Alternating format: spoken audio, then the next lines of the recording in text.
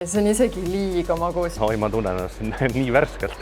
Väidetavalt üks parimaid looduslikke elektrolüütide allikaid. Sisuliselt tundub, et kasuta ükskõik mis toote kirjelduses sõna elektrolüüdid ja inimesed hulluvad selle järgi. Aga miks need järsku igal pool on ja kas meil kõigil on neid päriselt vaja? Limpsid, keelid, batoonid, veed, pulbrid.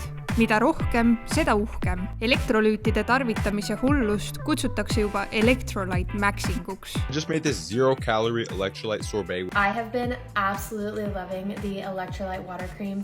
Oled sa mingit tüüpid keere tarbinud? Ei, kuna ma ei ole tegelenud selliste spordialadega. Fruktoosi, pulber, kaalium, magneesium.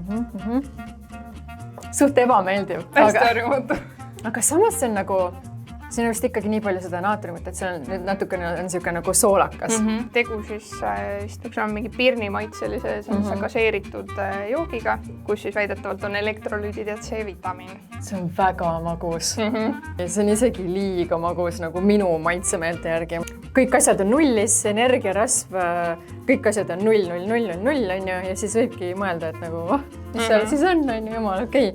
Aga maitse poolest on ikka väga-väga magus. Panen selle kopsiku, panen shakerisse, panen shakeri täis, raputan ja joon siis. Lisan ka soola sellele juurde, mis siis kuna ta on magusa vahrika maitsega, siis kui soola juurde panna, siis ta on natuke naljaka maitsega, aga kuidagi tuleb üle elada. Millisel juhul on õigustatud see lisaelektrolüütide tarbimine, kas lisandite või spordijookide või selliste variantide näol? Suurenenud vajadus tekib kas mingisuguste haigusseisundite puhul, tõsisema sportimise käigus, samuti näiteks palavas keskkonnas, palavas niiskes keskkonnas, kui me oleme kuskil troopikas, aga või lihtsalt oleme saunas, samamoodi elektrolüütide vajadus suureneb. See peaks olema sisuliselt, nii palju kui mina koossusudest aru sain, lihtsalt allikavesi ja siis lisatud erinevad need kaalium, magneesium, kõik siuksed asjad. Vesi ja kohe on tunda soolasust.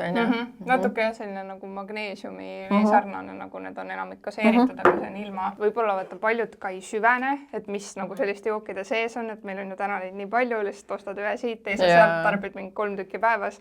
Mis sa sellest arvad toitumisterapeudina, et kas seal on nagu mingi oht, et me saame selliseid aineid, näiteks lisandeid liiga palju? Loomulikult, jaa. Need võivad negatiivselt mõjutada meie soolestiku mikrobiomi. Ja see ei teki niimoodi, et me võib-olla joome ühe või 3 tükki päevas, aga see võib olla niimoodi, et me järsku mingi mõne kuu pärast avastame etappi, et mingi sooleärritussündroom või kõht pidevalt lahti või siis kinni või et mingi jama on. Kindlasti, kui me ülemääraselt tarbime elektrolüüte, siis mingil määral pikaajalise suure näiteks kaltsiumi või siis kloriidi tarbimisega võime tekitada endale ka neerukahjustuse. Ma tahaks näha, kuidas sa elektrolüüte hakkad üle tarbima seal. Oi, ma tunnen ennast nii värskelt. Elektrolüüte valides on aga kerge sattuda selliste variantide otsa, mis meenutavad rohkem magusainetest pungil karastusjooke. Many of these contain artificial colors, artificial flavors, sweeteners and additives that aren't good for your body. Kõige populaarsemad elektrolüütidega tooted tunduvad olevat just need kõige värvilisemad ja magusamad. Näiteks üks, mida võib tihti oma feedis näha, on erksinine Gatorade. Pigem ma nendest hoiduks igasuguste spordijookide tarbimine, kus on magusaineid ja happesust on seal sees, et ja pahatihti on nad ka gaseeritud.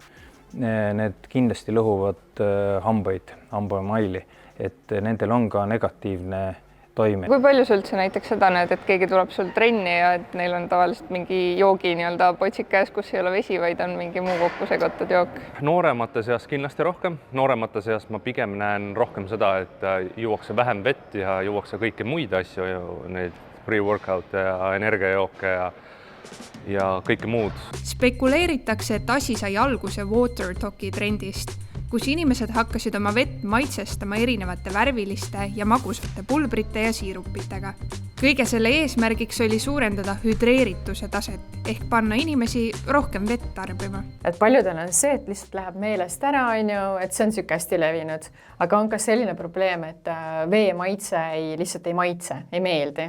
Miks ma võib-olla suunaksin inimesi rohkem elektrolüüte tarbima? Minu enda elukaaslane õhtu on käes, ma küsin, palju sa vett joonud on ja siis ta näitab seda 0,3 klaasi ja sellest on pool joodud. Mul pea valutab, see on klassika. Ehk siis brändid lihtsalt märkasid, et inimestele tundub sellise koguse vee joomine kuidagi igav. Ja siin tulidki appi elektrolüüdid. Elektrolüüdid ongi siis erinevad mineraalained, mida meil on vaja kehas siis erinevateks tähtsateks protsessideks kõikidel inimestel kogu aeg ja tegelikult enamus inimesi saab neid ju toiduga, aga kui on tõesti niisugust palju, on sportlased higistavad palju või ongi mingi kõhuviirus, et siis võib see tasakaal tõesti paigast ära minna. Elektrolüüdid ei ole olulised mitte ainult sportlastel või sportivatel inimestel, aga ka täiesti tavalistel inimestel.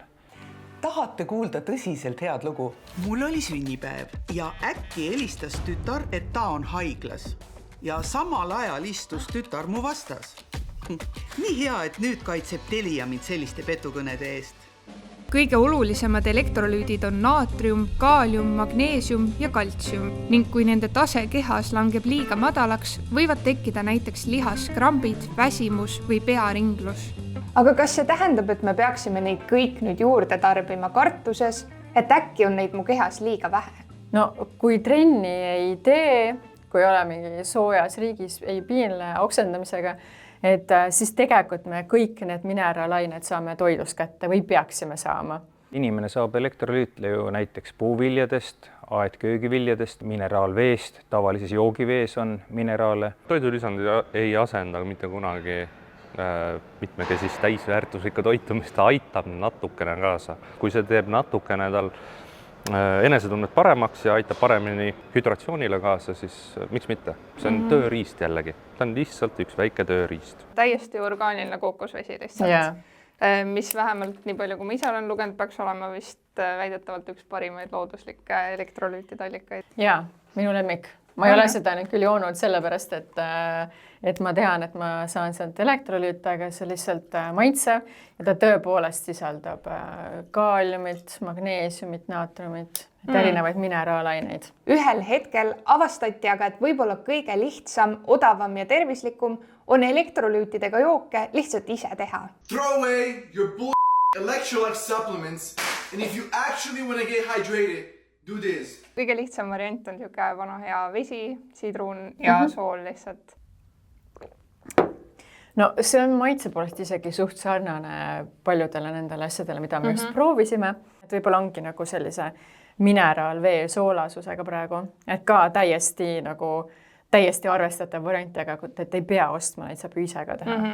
Aga seda varianti oled kaalunud või proovinud, et ma ei tea, tarbiks lihtsalt rohkem soola või kuidagi loomulikul teel kätte saada? Loomulikul teel, jah. See sama sool, mida ma olen oma enda kätega sealt maapinnast välja võtnud.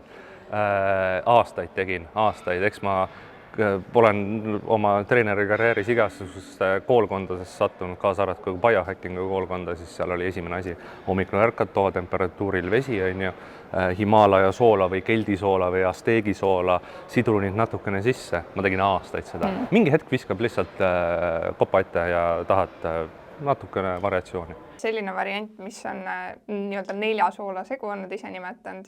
Et jaa, üks peamisi elektrolüüte ongi ju naatrium ja sool sisaldab palju naatriumit, ka on ju kloori, mis on ka on mineraalaine ja elektrolüüt ja seal on tõenäoliselt, nagu me vaatasime, on ka magneesiumit ja kaaliumit on ju. Ja see on siis nagu selle poolest hea. Kui inimene tahab näiteks elektrolüüte nagu mingil maal tarbida, kas see võib olla variant lihtsalt siis soola, näiteks soola tarbimist suurendada? Ja see on ka üks variant, eriti nagu sportlastel. Siin on muidugi ka see oht, et peab natuke olema teadlik, et see soola tarbimine ei läheks nii suureks. No proovime, see juba näeb soolane välja. Ma arvan, et on päris intensiivne. Nii. Aga ei ole? Natuke sarnane minu arust sellele, mis me proovisime.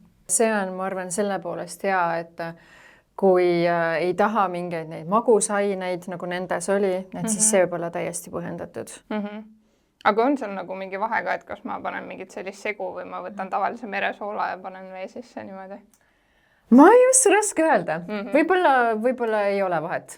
Tõenäoliselt ei ole vahet, on ju. Kui paljud tarbivad elektrolüüte lihtsalt trendi mõjutusel, siis on ka olukordi, kus elektrolüütide võtmine võib olla täiesti põhjendatud. Mis trenni puhul on võib-olla elektrolüüdid õigustatud? Sõltub treeningu intensiivsusest ja kestvusest, kui palju me higistame, kui palju me muu vedelikuga, kehavedelikuga siis elektrolüüte kaotame. Lisaks sportlastele on veel inimesi, kes võivad lisaelektrolüüte päriselt vajada ning kelle jaoks on elektrolüüdid isegi osa raviskeemist. Üheks selliseks diagnoosiks, kus elektrolüüdid on ülitähtsal kohal, on POTS. Elektrolüüdid olid diagnoosi saamisel soovitatud ka sealt haiglast. Lihtsalt selgitades teavad paljud seda haigust võib-olla selle järgi, et on näinud sotsiaalmeedias videoid inimestest, kes jõusaalis keset trenni minestavad. Mul on see diagnoos olnud nüüd juba peaaegu 2 aastat. Ma arvan, kõige häirivam on see, et palavas ilmas on hästi raske õues olla. Ei suuda üldse keskenduda ja mõtted ei tööta. Pea käib kohutavalt ringi, minestustunne, minestus võib ka kaasneda.